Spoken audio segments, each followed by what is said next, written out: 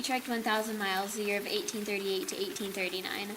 Following the soldiers, we hurt on our feet, feared the new territory we have never seen before, and dreaded to be back in our own land, the Indian Territory. Some of us were luckier than others. Some rode on horses, others wagons, but I unfortunately had to walk. On the walk, tons of us Cherokees died. Most died from the below freezing temperatures. Some people didn't have blankets and they were exposed to the cold. The major reason thousands of us Cherokees died was because of pneumonia. My mother even told me that 22 of us died in the night of November 17th.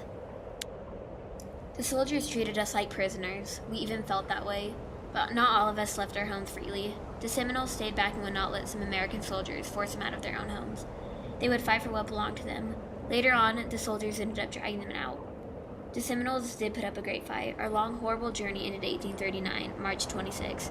Of course, we all blamed Andrew Jackson for the 4,000 of us that suffered and died. I do believe he is what caused us to be forced out of our homes. Andrew Jackson finally retired and Martin Van Buren took over the office.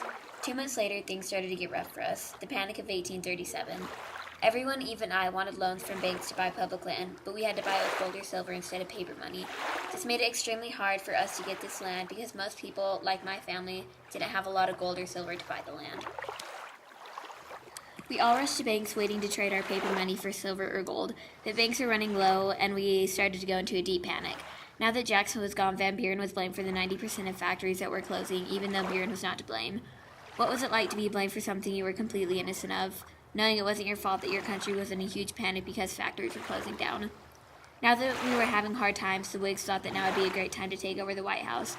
They thought that William Harrison would appeal to a lot of people because of his past record of a victory at Tippecanoe. That's the only reason I know his name. So in order to run for vice president, the Whigs chose John Tyler. Later on, the Whigs name-called Van Buren, such as Martin Van Buren, for things he was accused for, even though he was not to blame. Harrison went to different places making speeches.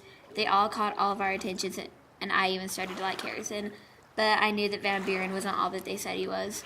They even built log cabins as their headquarters, and the log cabin ended up being their image.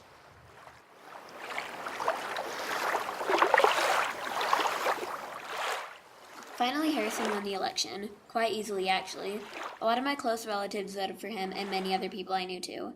When they were finally in the office, the Whigs had many new ideas, like a new Bank of the U.S. and improved roads. We were all really excited about the new bank and everything, but Harrison wasn't in the White House for as long as he would have liked to complete all these ideas. It was only weeks later when the newspapers were filled with articles about how he had died of pneumonia. People going door to door explaining what had happened. It was only days later that everyone knew what had happened. Some were disappointed, some like I weren't even really sure what to think. Due to this unexpected event, John Tyler took over. The people of each party, of course, weren't fond of Tyler. During his term, he barely did anything for us.